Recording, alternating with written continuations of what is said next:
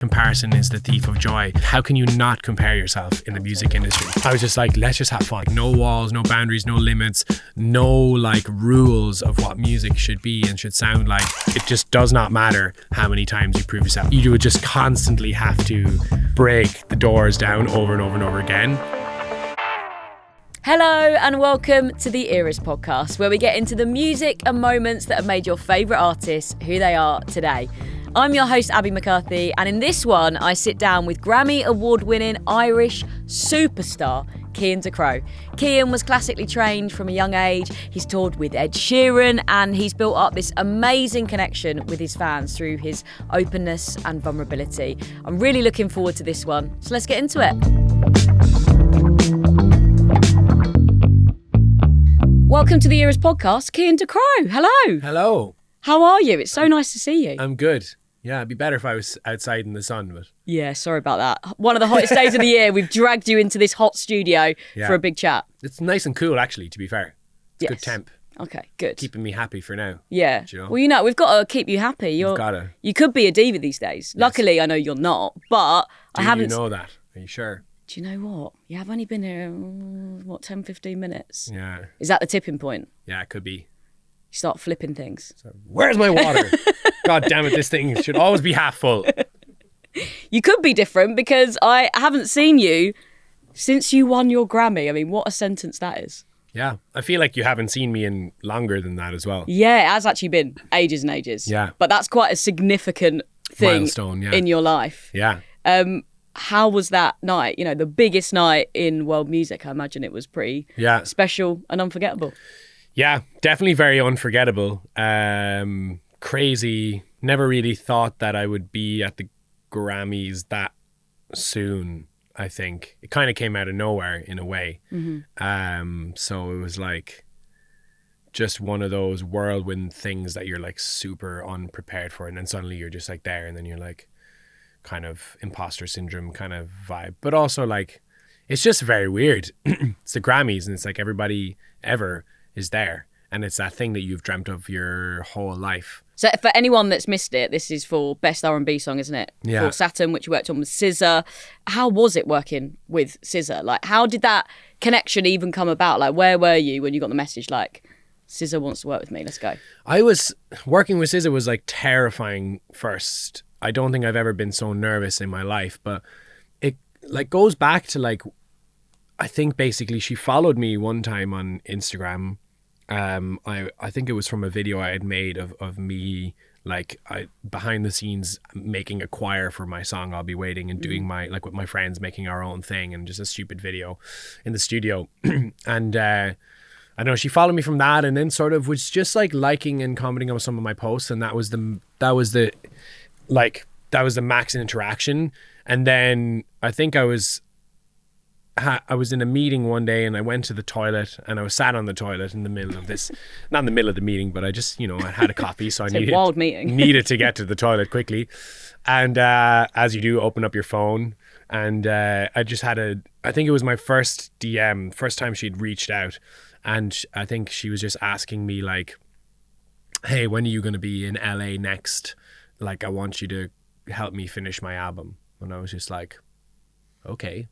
Not sure why you need my help, but totally.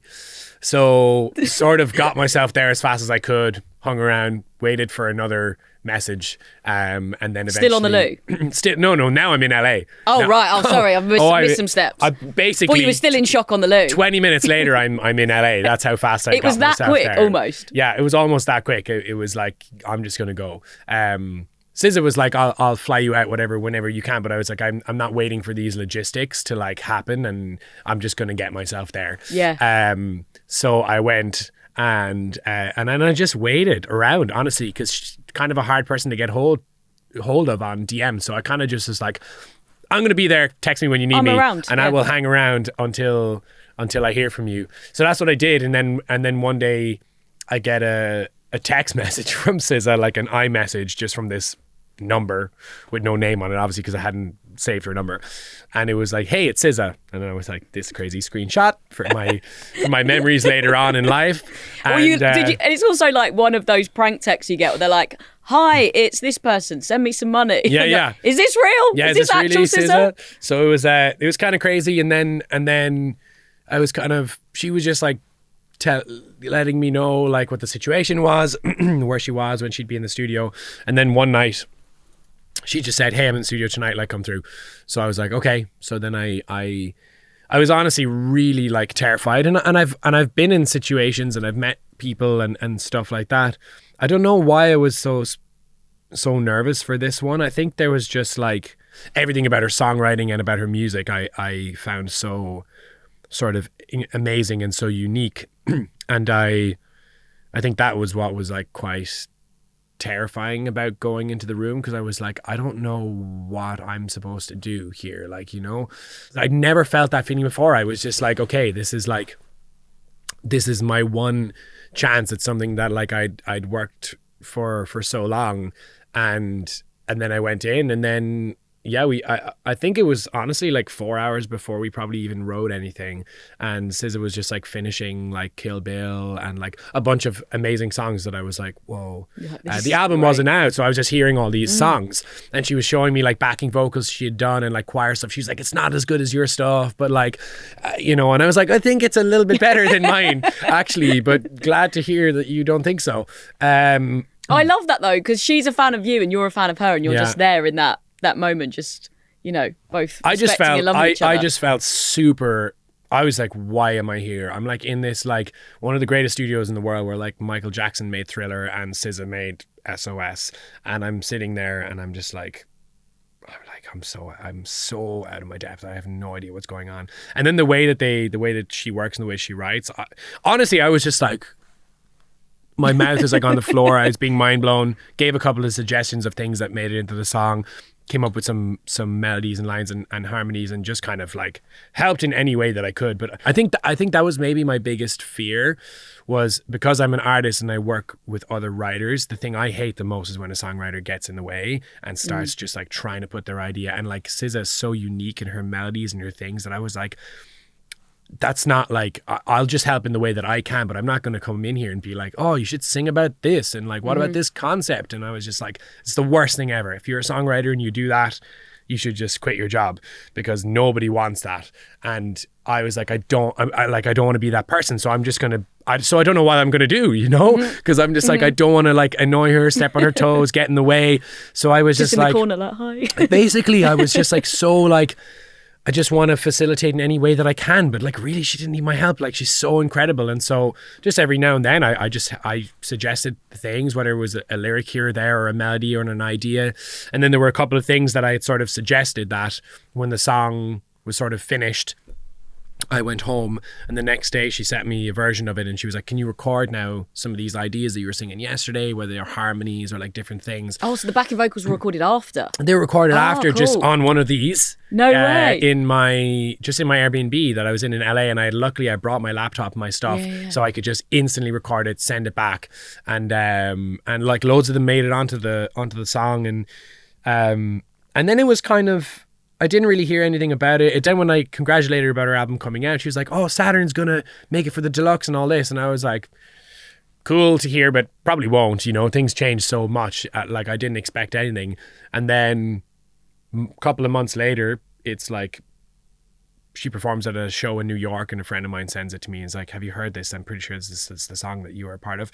And then suddenly the Grammys come around, and it's a MasterCard advert or something performance at the Grammys, and I'm like, what the hell? I was like, didn't think this song would even see the light of day, and then comes out as like a single, and then gets nominated for a Grammy, and then wins a Grammy. And I was just like, what? Like, I didn't even know when the nominations for the Grammys came around. Again, seems like I'm always in meetings when good things happen, so I should take more meetings. And so again, was in a meeting, and then Vic, my manager, got a text that was just like, Saturn's been nominated for like 2 Grammys. And I was like, I didn't even know that the Grammy nominations came out today. Like, I didn't even think about that song. I never even questioned that being a thing. It's just crazy, because I had basically like And it's a crazy thing, but like the background of my computer when I was 20 was it was like completely blank, and in the middle there was just a tweet, and it was like from the Recording Academy, and I'd photoshopped it, and it was like the Grammy for best R&B song goes to Cian Ducrot, and I had like photoshopped the date to 2022, so maybe without the pandemic I would have got it in 22. I reckon so. But I was 3 years later. I think the best thing about the whole thing is that like very early on, I suppose I segue into the eras a little bit early on in one of my eras, I'm not sure which one, I immediately realized that I wanted to be a songwriter as well as an artist, because I love music and I love writing songs, I love making music. And so for that, Ed Sheeran was a huge inspiration for me, and for many things, obviously he's been a huge inspiration. And so it's kind of crazy because without him having written songs for others and without having had that inspiration, I never would have had that drive and want to sort of be a part of others' music, and then never would have won a Grammy. So it's kind of mad. Yeah. You really did manifest it, winning a Grammy as a songwriter. I want a little bit more Grammys juice while we're here, because I've never been. Lots of people listening and watching will have never been, might never get to go. What is it like on the night? Amazing event, really fun to watch. Performances were incredible. So many moments where you're just like, I can't believe it. And I had like my friends were like sitting like right up in the back in the nosebleeds, and my girlfriend and I were like sat together, and we were just texting each other throughout the whole show, being like, "Oh my god, oh my god, it's the weekend!" We were like, every moment was just like, "Oh my god, I cannot believe this is happening." The main moment I really cared about was that Bruno Mars and Lady Gaga were performing together, and there was like an interval just before, so I went to the toilet, and if you don't get back in before the interval ends, they lock you out. Like you're not allowed back into your seats. Because they don't want on the TV coverage people like shimmying to their seats and stuff. So I was standing outside. Me and my girlfriend were standing outside, and I was just like, "Are you serious?" I was like, "This is the only part I care about." And so I didn't get to see Bruno Mars and Lady Gaga perform, which is like the shittest thing ever, because they're like the two greatest artists of all time. But then it was all made up for, because as I sat down, my friend texted me and he said, he was like, "Congratulations." Because at this point I'd won a Grammy, and don't know if you know. and then he said, "Do you want to go to Bruno's Afterparty?" We went. Amazing. It was at the Troubadour, and they like take your phones off you, obviously, and all that. And a couple of hundred people. I don't know how many people were there. Probably like 150. It was like really not a lot of people. And there was a DJ. There was a full band set up on stage. We were like, maybe he'll be here, you know. And then like a couple of like big songwriters and producers that I would know of were there, and I was like, there's a chance, you know. Then I went to the bathroom after like an hour, came back in, and Bruno Mars and this whole band were just like standing on stage, just like having a chat, just like casually, and like almost like unnoticed, like no one was like, oh my god, like it was just very casual.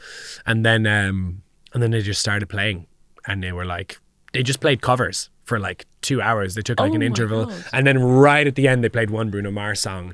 I think like That's What I Like, I think they played. Big tune. And Leonardo DiCaprio came in like halfway through, and my friend was like pulling on my shirt, and I was like, I obviously clocked Leonardo DiCaprio, but I've been around as soon as he was even in my vicinity. Like, who doesn't notice him? But my friend thought that I didn't, because I was obviously just playing it so chill. Yeah, when did it go on till? Because some of these after parties, they like last into the morning. I think we waited until it ended, I'm pretty sure. Then the DJ came back on, and then I think we left.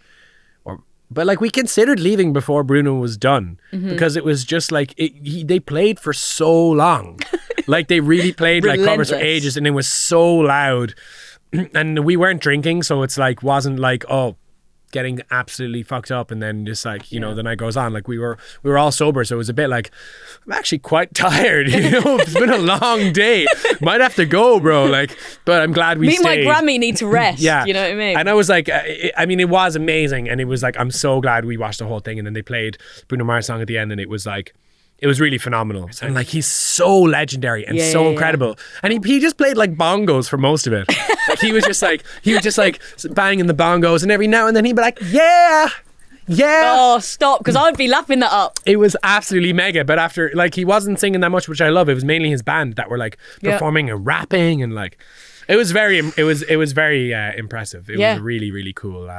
You've already had an amazing 2025 Grammys done. And a couple of months ago, you did that huge tour with Teddy Swims. And it looks like you guys became great friends. Like, you really bonded. Yeah, I feel like a really weirdly emotional connection to him. Aww. I don't know if it's like musically or I don't know. There's something very like we got to. I mean, it was so amazing to open up for him. Such an amazing artist, such an incredible voice, and it was like I've never felt so pushed for so many shows, night after night, to perform so well and to have to sing the best that I can possibly sing, to have to like for my band, for us to like try and be anywhere close to as amazing as Teddy's show. And obviously it's much more limited when you're a support act, but we all knew every night, we were like, we are being compared to the absolute best in live music right now. Like, it has to be good.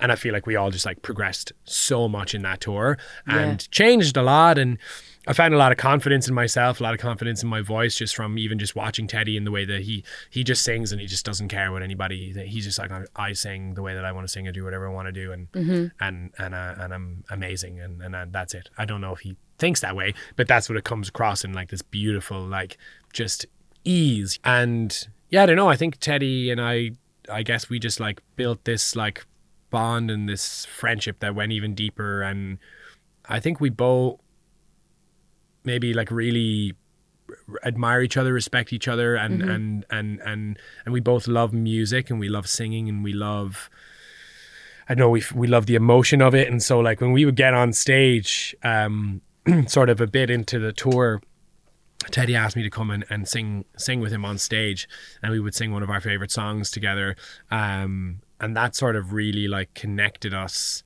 And like I felt like I was gonna cry every time, and Teddy cried every time. Yeah, I saw that video where he's really sort of choked on stage. Yeah, it's so and it's beautiful. like I just wanted to like stop, and I just wanted to like hug and kiss him and be like, I love you. And yeah, it's just been really nice. I think there are a lot of layers to that friendship, and a lot of layers to why maybe it's quite emotional, and why it means so much to me and hopefully to Teddy as well. But I think it's quite intense to go through like the industry and these friendships and this whole like career. And so you kind of understand what each other's going through.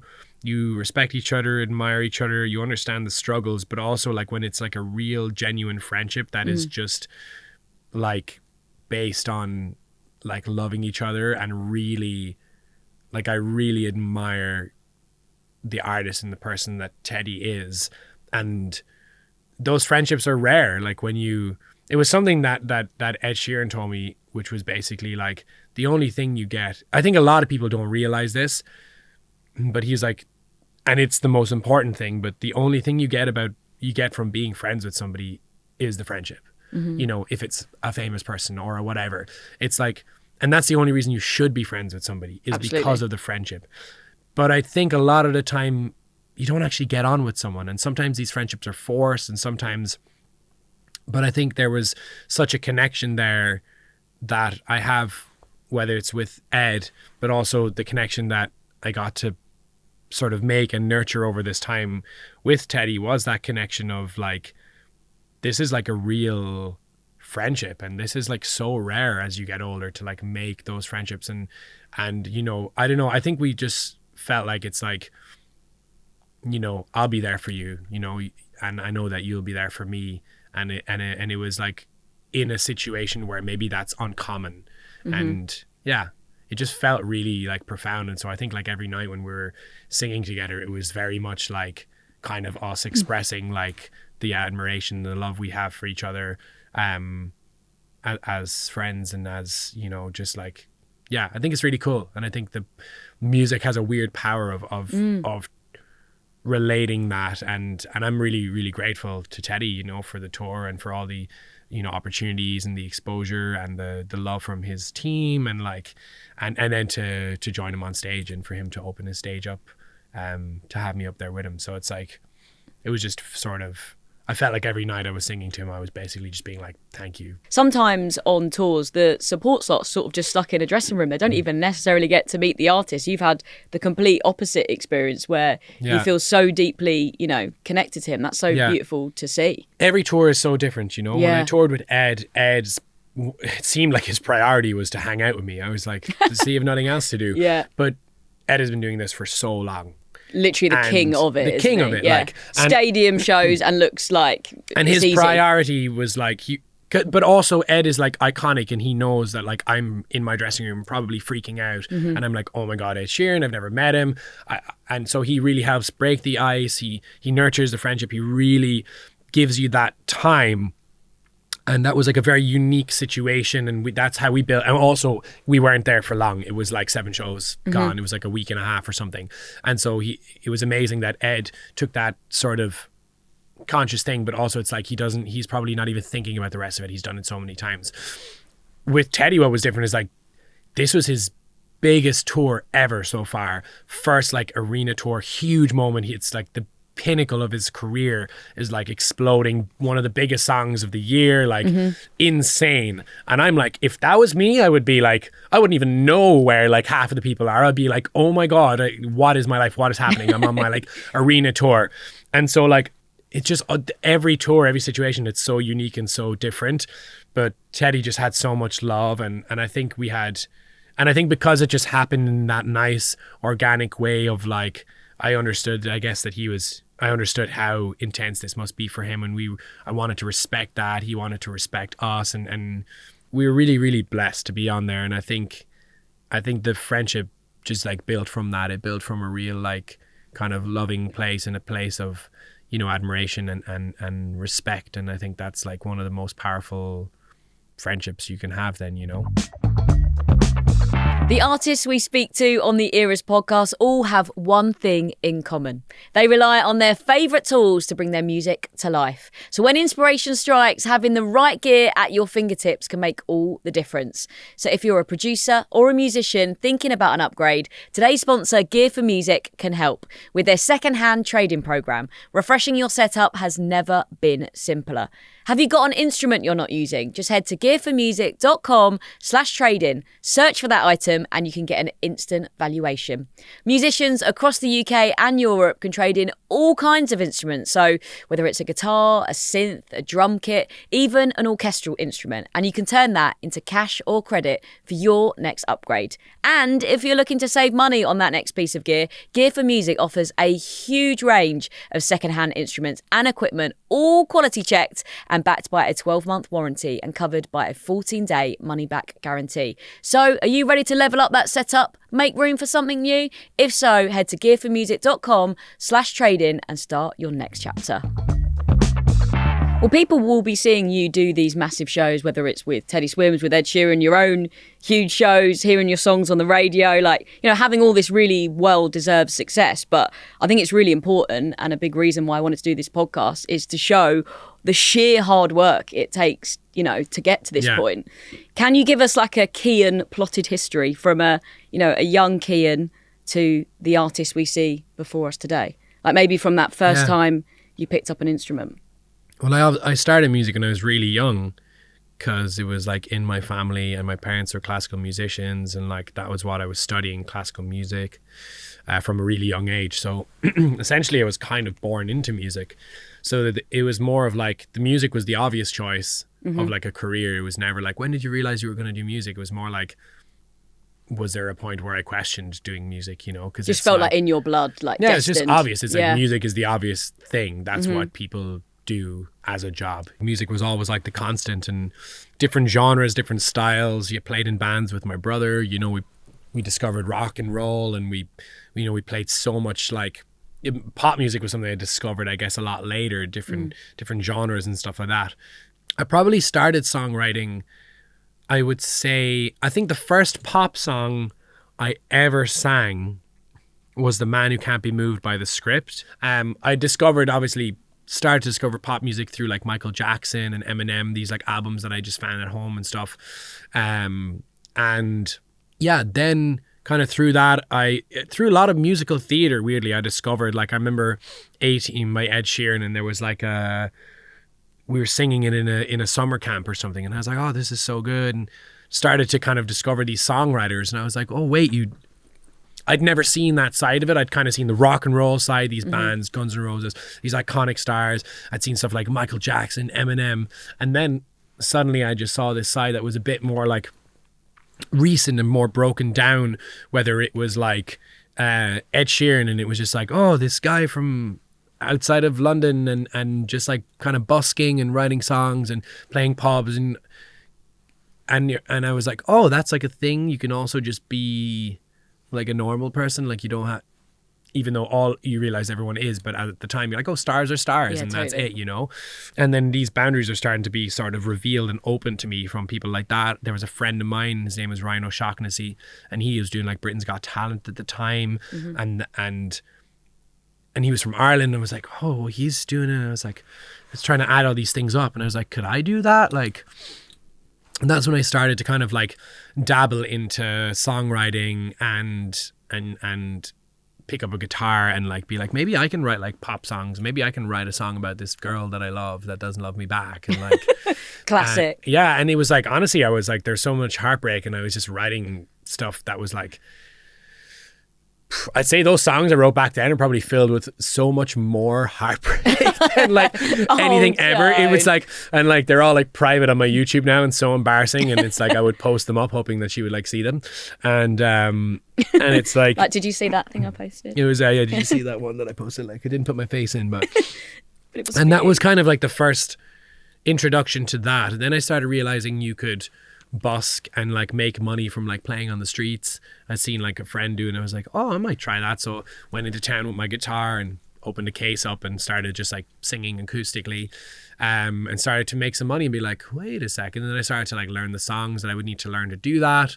A lot of Ed Sheeran songs, a lot of just loads of covers. That led to meeting friends doing that, forming little bands, playing in pubs.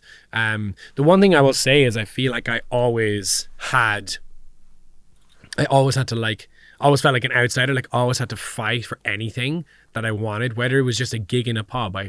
It was so hard to get a gig in a pub. It's like really? All the slots were taken. Everyone was, it was just like impossible. And I was quite young as well. I was probably like 14 or 15, like trying to get these gigs, you know? And it was like a constant battle for like just a gig in a pub, which at the time was like the biggest thing ever. If I can play a gig, if I can get into the Thoman to play a gig, if I can get into Oliver Plunkett's, like all these different pubs that like all I wanted to do was get in there. I needed to find a friend who knew somebody who knew, like, give me a one chance on a Friday, maybe I can impress them, and I come back again. And it was like, it was so competitive. I struggled a lot to like, but then I feel like I've had that exact same thing my entire career, and still to this day. It's like no matter what point you are at, no matter what it is you're trying to do, it's like you just have to fight so hard for it, and for me anyway, nobody gives it to me. And I think maybe a lot of people get lucky, I don't know, and they get sort of chosen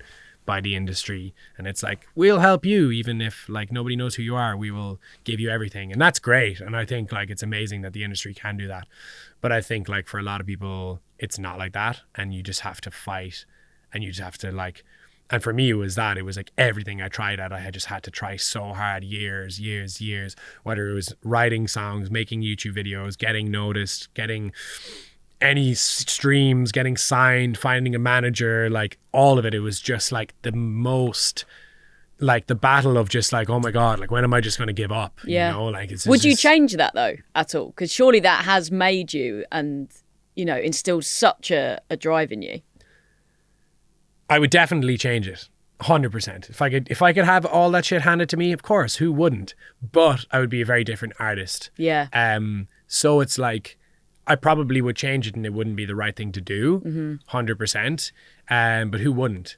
Nobody wants to have to try as hard as they can over and over and over and over and over again. And no matter how many times you prove yourself, you just still are like, you still have to prove yourself again and again and again. And it's like, is this constant battle that you're like, maybe one day, you know, it'll pay off. It doesn't. It just does not matter how many times you prove yourself. It doesn't matter if you've got Grammys or #1 albums or, you know, hits, or it doesn't matter. Nobody cares. It's like you would just constantly have to break the doors down over and over and over again. And I think sometimes like that's what's meant to be, and that is what makes me the artist that I am, and that is what will make me the artist that I and becoming and have become.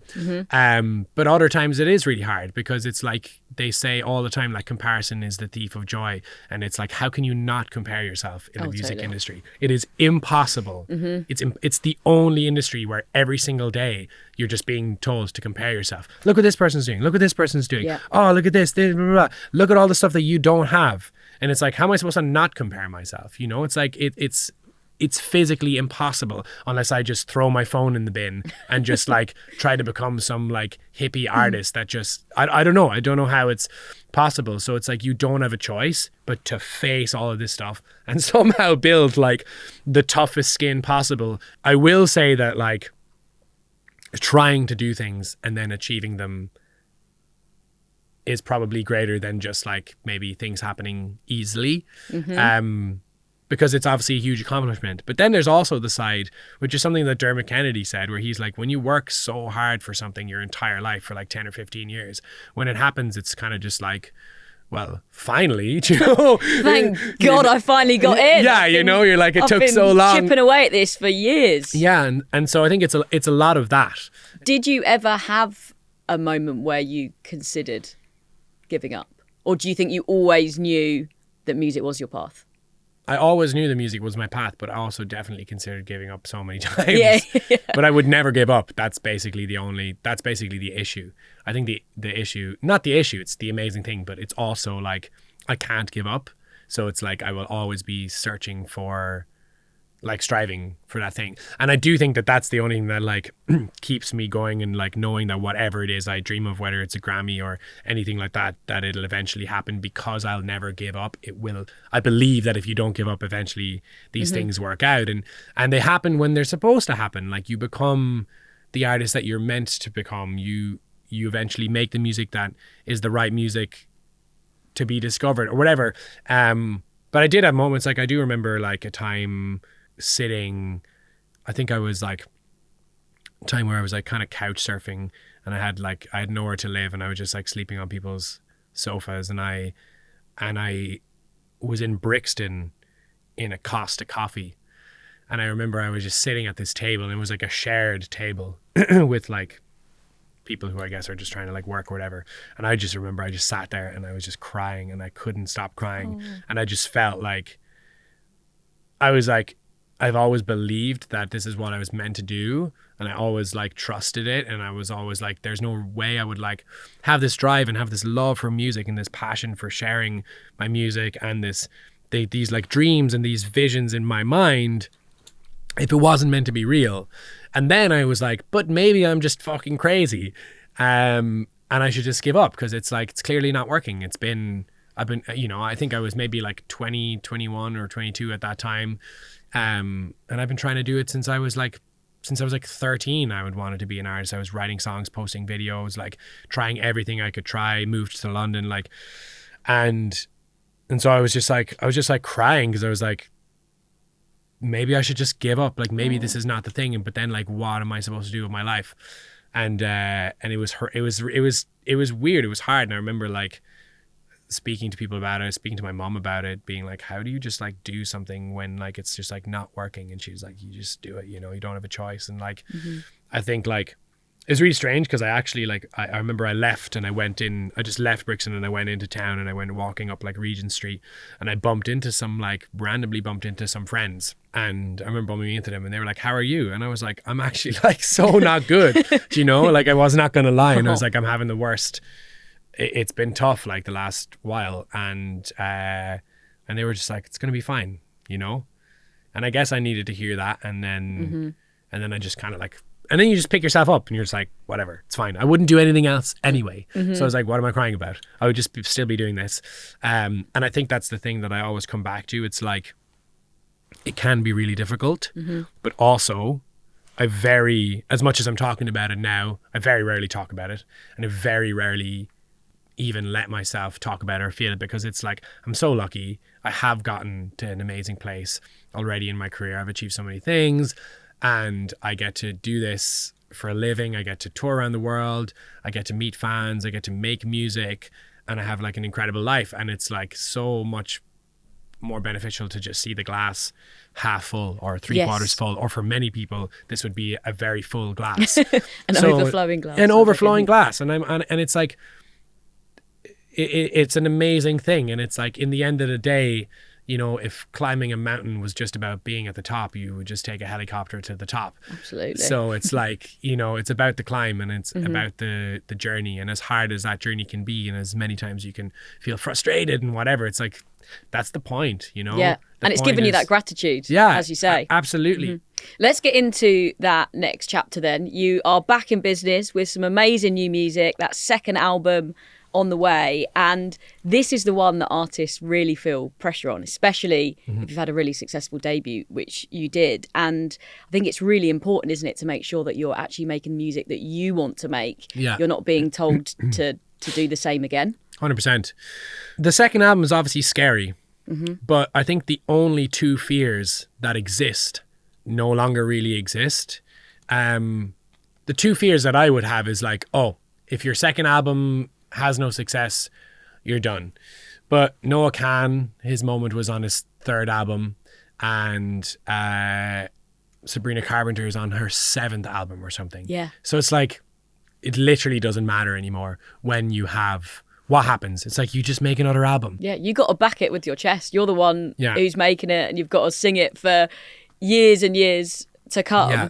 And thinking about your debut album, Victory, obviously I think so many people love that because it was, you know, you wearing your heart on your sleeve, and you've still got your heartfelt style in this new album, but it's so good. It's like supercharged, you know, arena ready, and I feel like it's you kind of fighting against what maybe people think you're going to do, and you're like, you've created without inhibitions. I knew when I set off to write the album, I was like, I'm going to write 100 songs. I was like, if I want to, my goal was basically like, I was listening to like all of the Ed Sheeran albums, and I was like, how are these so good? I just don't understand how these are so good. And then like, I was like, it must be because he writes so many songs. So if you're writing more songs, there's more of a chance of getting good ones. Yeah. Which I always kind of felt the other way. I was like, if you write more songs, you're just writing the same thing over and over again. You're getting more diluted, which is also a risk. Eventually it gets to that, I think. But there might be a magic point, especially if you're looking for like a sound. And I was still looking for like a sound. I was still trying to figure out like, okay, I know this part of me, but like, what am I when in this mood? What am I when I go here? What sounds, what am I drawing from? What's the inspiration? And I went on a huge journey to figure that out. And I was waiting for like this eureka, aha, epiphany moment. And I was like, I probably won't get it, but I was like a gut feeling of like, just keep searching. Like, I think you're going to find something that's going to be like, oh my God, this is it. This is it. I was like 70 songs deep when I was like, yeah, it's good, but like, I still don't have it, you know? And I need to get better. I can make something even better. I can make something where I go, this is sick. And like, I wasn't there. I put together this group of people, and I was just like, let's just have fun. Like, let's just make music and have fun, and let's just like let go. Let's do all these things with like no walls, no boundaries, no limits, no like rules of what music should be and should sound like. And like, let's just make music that is for us. If nobody in the world was listening, and it was just like, we think it's sick and we think it's amazing and it makes us feel good and we want to listen to it when we get in the car, and like, and that's what I made. Yeah. And it was worth it.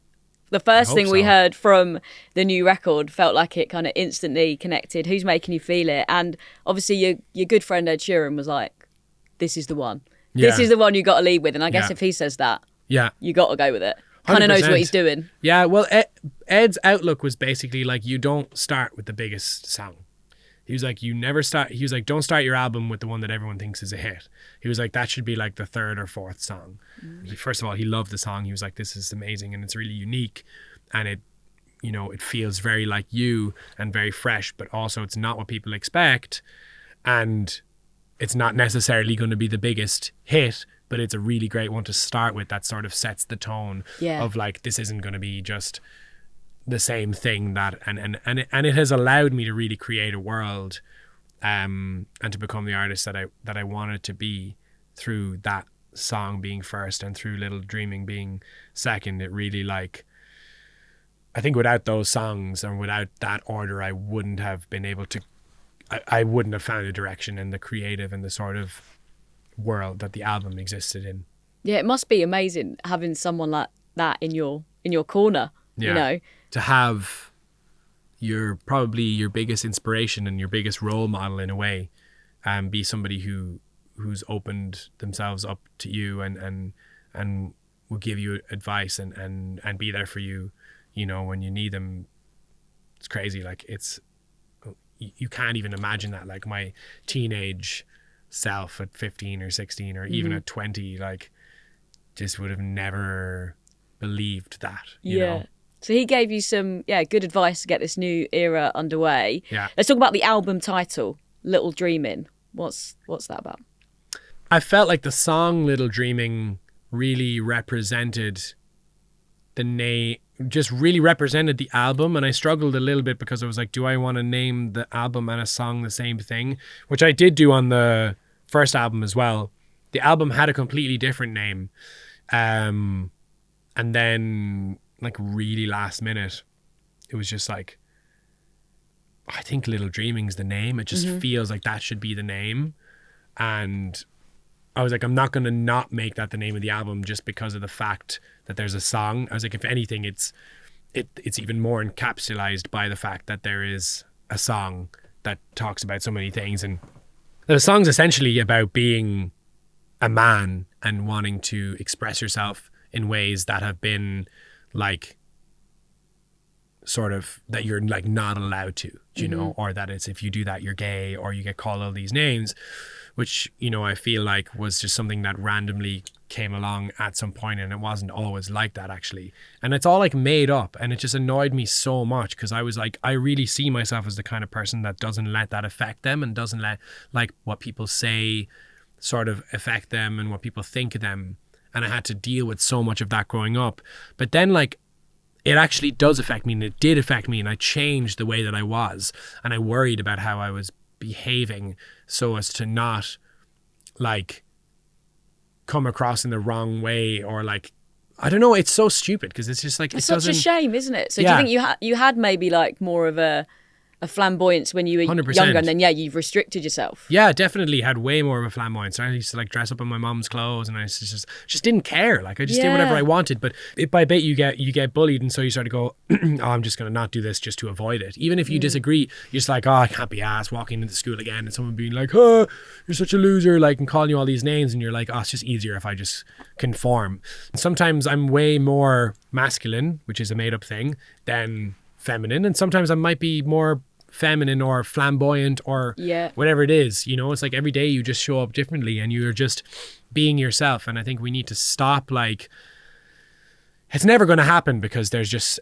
so many bad and horrible narrow-minded men and women out there who will just, but especially right now as well, there's so much of the kind of toxic masculinity and that subculture rising, isn't there, where it's like, this is what it means to be a man, and this is how you treat women and stuff. And it's just, it's hard. It's a hard time. It's horrible. It's so bad. It is so bad. And it's like, I think there's not enough straight men who do it and talk about it. And I think that's important. There's of course a lot of, there might be like, and I know it shouldn't be linked to sexuality, and I think that's important, but I think that's why it's like, of course we're used to gay men or people who are bisexual or whatever of being a bit more, people who are like open or whatever, I don't know, whatever the fuck you want to be, it doesn't matter. And I could go on about it for ages, but that's what the song was about. It was just like, the Little Dreaming was just about like, oh my God, like, when are we going to be able to just do whatever we want and just like lose that thing and like break that boundary and like, and I've done it. I've actually consciously gone to like my local cafe, like wearing makeup just to see. And honestly, it's beautiful to see how many people literally don't even notice. That attitude of just doing what you want and expressing yourself, and whether it's making the music that I want to make, being the artist I want to be, just doing what you want to do, having a little dreaming, you know, just dream a little and just be, this life is so magical and so, you know, short and so special that you have to just do that. And I felt like, that idea of just like dream a little and just do what you want to do without fear of judgment from others was the whole thing of this album coming together. Yeah. I also saw Little Dreaming just obviously as a celebration of being a dreamer and wanting the best to happen. And obviously we've spoken about you manifesting some pretty amazing things into existence. Have you always been someone who shoots your shot? Like, were you in the DMs early doors just being like, hi, I'm Cian, we should work together? Oh yeah, I was literally like, I think every single person that, you probably have a DM for me, like, from early doors. That was me. Like, I was definitely that kind of person, because I was just always told, like, if you don't go, no one's going to come knocking on your door. That was basically the thing that I was told. Like, that's what my mom said to me as a kid, and she was like, don't wait for somebody to come knocking on your door, like, because it does not happen. So you got to go out there and you got to get it. So, and we've got to talk about the track that changed it all for you, really, from the debut album, All For You. Do you remember that time, and did it feel like the tide was changing, people were really getting on board? Maybe. Well, it came out of a difficult time. It essentially came out of sort of getting dropped after making my first doing my first EP as a signed artist out of the US. And I was essentially kind of like dropped and just like passed over to my label in the UK, and nobody really cared about me. And so it was just like, I was like, okay, well, I'm just going to go off my phone and I'm just going to write songs, and I'm going to write something that's going to make this work. And I wrote All For You by myself at home, just on my piano, and I recorded it at home. And then I just promoted it like hell. And then I think it entered the charts in the first week in the top 100. And then the label was like, kind of woke up and they're like, oh, I think this guy is like signed to us. And then it just kept going, just climbed. It just kept going. And then it went into the top 20. I think it peaked at like 14 or something. And definitely like, it was the first thing that made the tides change for sure, you know. And I did collaboration with Ella Henderson, and it was all over the radio. And like, I was able to start selling, you know, small shows. But yeah, there was definitely a crazy shift. Okay, I've got a question for you then. Yeah. To finish on, what is the magic formula for writing a good song? I think it's like feel, you know? It's like feeling and like intuition. And it's the right environment that works for you. I think everybody works differently. Some people want to be in a dark studio with no daylight, really damp, like proper sound acoustics. Some people want to be, I was always just drawn to like big open spaces, bright windows, loads of instruments, friends, collaborating, having fun. Some people don't want to do that. You look at Billy and Phineas, like they like to just be like confined in like, you know, either Phineas's studio, which may, you know, is a wonderful studio, but they just like that kind of thing. And that's just not like, and so it's like, find the way that you like to do it. So just like write and have fun and like feel it, use your intuition for it. And there's no right answer for it though, you know. Everyone's best song comes a different way. So just write and just try and just keep writing and find what works for you, you know. Cian, thank you so much. You've dropped so many gems. You are a legend. Thank you. Cian Ducrot, everybody. I could have chatted to Cian for hours, genuinely. A great artist and a great guy as well. If you enjoyed this conversation, please do drop us a 5-star rating. Go on, you know you want to. The Eras podcast is a Good Karma production recorded at Metropolis Studios. And you know what to do. Hit follow and subscribe. Thanks so much for listening, and I'll catch you next time.